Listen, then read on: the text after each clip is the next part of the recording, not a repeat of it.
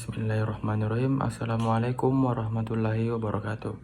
Perkenalkan, saya Muhammad Tirdan Anas dengan NIM akhir 029.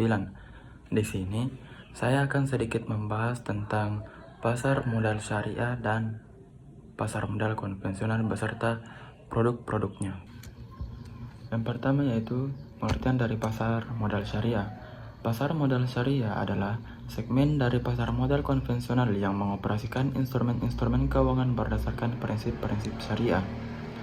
Menurut Otoritas Jasa Keuangan atau OJK, pasar modal syariah merupakan segmen dari pasar modal konvensional.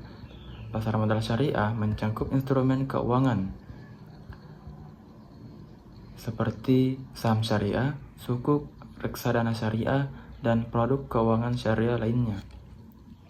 Pasar modal syariah bersifat universal sehingga dapat dimanfaatkan oleh siapapun tanpa melihat latar belakang agama, suku, atau ras. Pasar modal syariah memiliki pedoman umum yang diatur dalam Fatwa Nomor 40/DSN MUI/X/2003. Pasar modal syariah berperan sebagai sumber pendanaan bagi perusahaan dan saran investasi bagi pemodal. Adapun produk-produk dari pasar modal syariah yaitu saham syariah. Saham yang dibeli dari perusahaan yang mematuhi prinsip syariah. Saham syariah dimasukkan ke dalam daftar efek syariah atau DES. Selanjutnya yaitu suku, surat berharga jangka panjang yang dikeluarkan oleh emiten. Emiten harus membayar pendapatannya berupa bagi hasil dan membayar kembali dana obligasi pada saat jatuh tempo. Selanjutnya, reksadana syariah, wadah investasi kolektif yang dikelola oleh manajer investasi. Selanjutnya, efek berangun aset syariah atau EBA syariah, surat berharga yang diterbitkan oleh penerbit yang terdiri dari sekumpulan aset syariah. Dana investasi real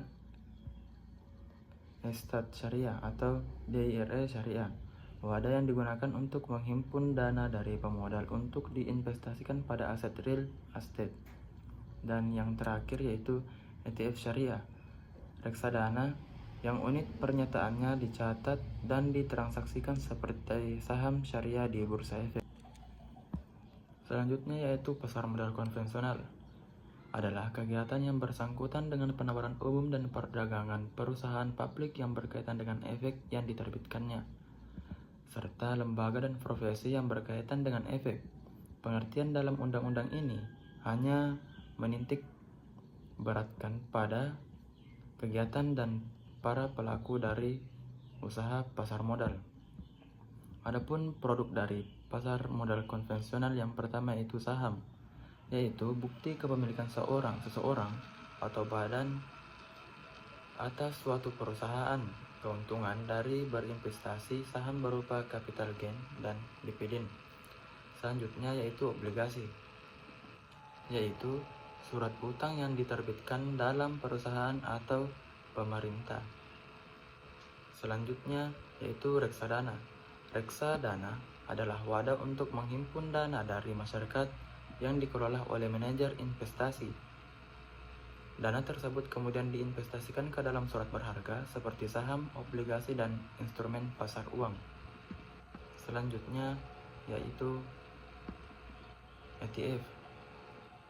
Meskipun ETF pada dasarnya adalah reksadana, produk ini diperdagangkan seperti saham-saham yang ada di bursa efek. ETF merupakan penggabungan dari antara unsur reksadana dalam hal pengelolaan dana dengan mekanisme saham dalam hal transaksi jual maupun beli. Selanjutnya, efek beragun aset. Selanjutnya disebut EBA adalah surat berharga yang diterbitkan oleh penerbit berdasarkan aset keuangan yang dialihkan oleh kreditur asal. Dan yang terakhir yaitu surat berharga dividen.